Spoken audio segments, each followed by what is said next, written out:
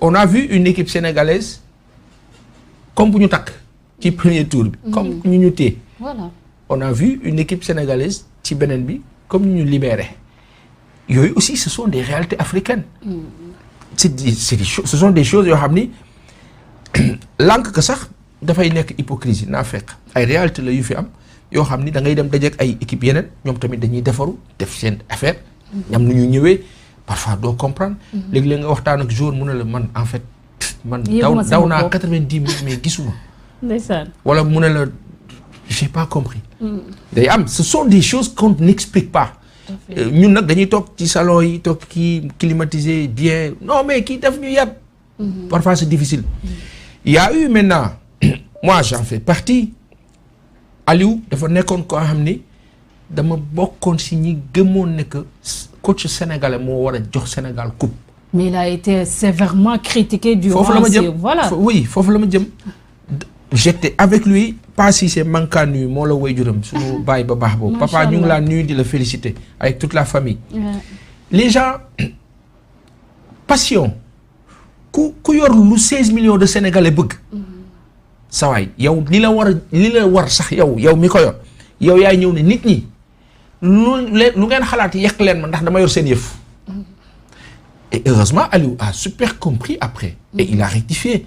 il a compris que ces critiques là c'est une pression positive boo xam ne dama koy gàddu xool nit ñi fi ñuy wax parce que au début Aliou bi muy door a ñëw on avait cette impression que il veut pas écouter les gens il y va tout seul il fonce. journalistes yi il n'avait pas amul woon benn link bi c'était Facebook lay envoyer ses communiqués voilà et tout le monde en râlait. journaliste comme journaliste coacher aussi une équipe sénégalaise aussi est-ce que c'est facile parce que ñun xam nga ñun ñu mel aussi. pas seen benn instant. nous sommes 16 millions d'habitants. on est trop dans la critique facile aussi. en 98 Aimé Jacquet. lu mu déggul ci àdduna amul. ils étaient plus de 50 millions d'habitants en 98 la France. lu Aimé Jacquet déggul laa la wax ci journaliste tubaab yi amul. pourquoi parce que il va à la Coupe du Monde chez lui qu'il organise. il ne prend pas les deux plus grands joueurs de la France David Ginola ci jamono boobu nekk PSG Eric Cantona nekk le roi à Manchester United donc dafa mel ni tey ñu ne Aliou Cissé jëlul Sadio Mané jëlul je sais pas Ismaïla Sarr ou Idrissa Gana Gueye ou Bamba Dieng qui est actuellement pour bañ a lim par exemple oui wala je sais pas léegi imaginez Aliou Cissé def sélection ne jëlu Sadio Mané tey. ah ça c'est impensable.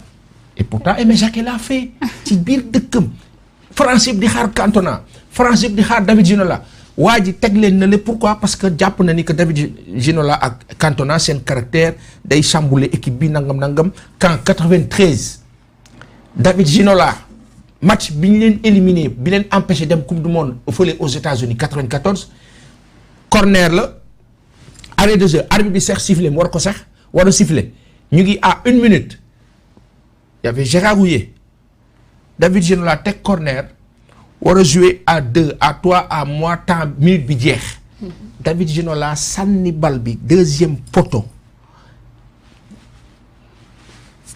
Emile Kostadinov ak je me rappelle plus Bulgarie yi gàddu bal bi contre-attaque Kostadinov moo dugal bii ba France éliminée tubaab bi di jooy yekk David Ginola lu mel ni xeme Aimé Jacquet retenir loolu tedawul Ginola après il a cartonné en championnat et tout mais jëlu ko parce que jàpp na ni moment boobu waa ji defoon nañ loo xam ne c'était compliqué mais ba mu ko ñàkkee jël lu ne Aimé Jacquet dégg na ko idem pour Cantona après il a remporté le mondial et après qu'est-ce qu'il a dit qu'il n'en voulait à personne que c'est grâce à cette pression positive là qu'il a remporté le mondial 98 gis ngeen yàlla the same for kii Aliou tey Aliou Cissé bu imagine leen Aliou Cissé nekkoon fi di tontonte il faut que les gens arrêtent il faut te loolu Aliou Cissé deful moom de patt bi rek la patt boobu mu maye noonu xulil patt boobu ay bu ko Macky Sall ak ñi mu àndal suñu président bu baax bi maye woon ñoom ak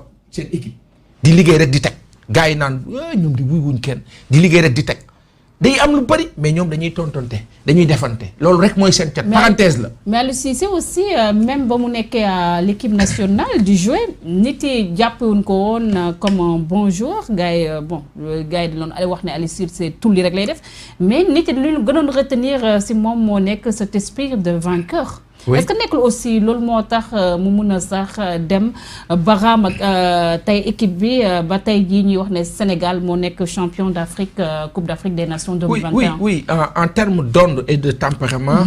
De caractère. Voilà. Dafa am lu mu transmettre équipe bi et c'est excellent.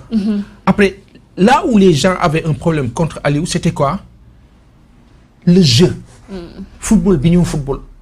Sénégal yi dañoo mën football nag. léeg-léeg ma dégg benn kàddu boo xam ne daf may xaw a déranger na ma yàlla baal nañ ma baal sax ci ñiy seetaan.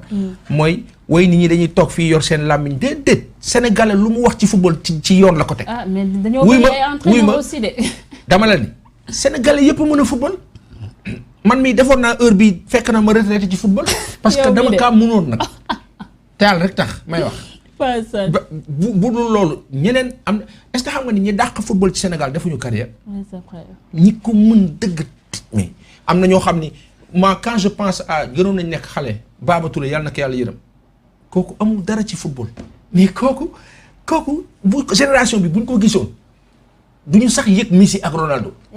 parce que yàlla dafa ko mayoon on avait tellement de talent j'ai regardé Thierno Youm ma maga bopp bi. On l'appelait Flash à Nantes. Flash parce que c'était l'ailier le plus rapide en Europe. C'était comme un Sadio Mané. Gaaw yàlla may ko nag technique ak mun football. ba pare nekk ku baax tubaab yi fonk ko. tey Youm bu débarqué à Nantes c'est un roi. Il vit à Paris ñu ngi koy nuyu bu baax mook njabootam yëpp. Quand je pense à Oumar Gueye Sène sunu kilifa ba baax boobu nga xam ne que. mais techniquement ñi xam Oumar Gueye Sène seetaan ka gis nga bu ñuy xool suñu milieu de terrain bii Sénégal bii jël coupe bi nii. boo leen tegoon tey teg génération 86 ñoom Thierno Youm Boubacar Sarr Locotte Oumar Gueye Sène Oumar Touré Pape Fall Racine Kane Mamadou Taw Cheikh Tidiane Fall Moussa Diop Kenam. Je penserai à des gens comme Makou Niass. Un rasta boo xam ne nit ñi dañ ko doon jaawale Bokandé qui vit à Bruxelles ñu ngi kaa nuyu bu baax ak njabootam. Quand je pense à tous ces gens mais tu te dis Sénégal dañu yàlla daf ñoo yàgg suturaal ci Cheikh Seck par exemple qui était l'homme du match en Égypte en 86. Caire 86 c'est-à-dire que Cheikh Seck égyptiens yi amoon fu ñu jaaralewul bal Cheikh génn lépp macha allah moo tax hier je l'ai vu bi ma ko gisee ma ne sama xel ndeysaan. kii yeyoon na ñu ne ko coupe bi sa coupe la.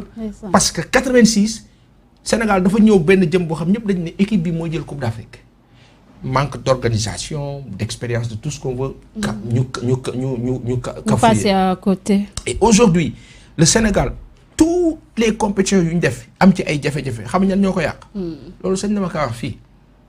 c'est entre les acteurs politiques et les fédéraux maanaam maak yow dañuy bokk liggéey bi mais dañuy xeexante.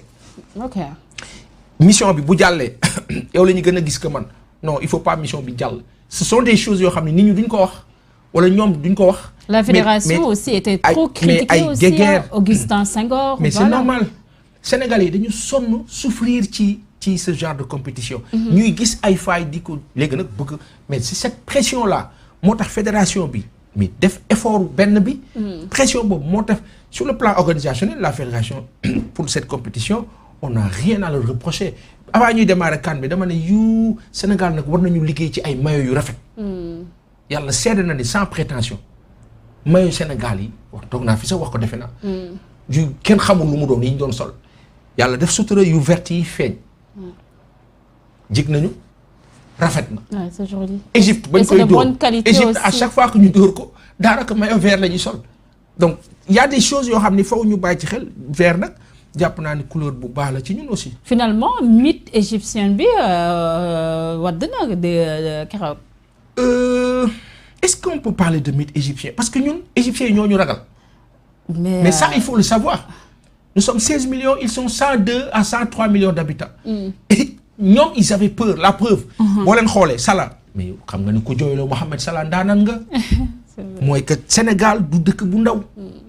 quand je vois à Kigali ñuy jubilé je me suis posé la question mais est-ce que nous réalisons ce qui se passe quand je vois au Tchad ñuy jubilé Tchad Côte d'Ivoire Mauritanie Gambie Mali Guinée toute l'Afrique l'Europe après nga ne mais yow lan moo xew Algériens yi les Algériens supportent bon c'est vrai que seen diggante Égypte c'est compliqué Marocains yi même les Marocains hein. donc ça veut dire beaucoup de choses léegi la chose qu'il faut réussir mooy nan la ñuy def ba mbir mi profiter ñu comment faire il faut du génie le président Macky Sall jël na coupe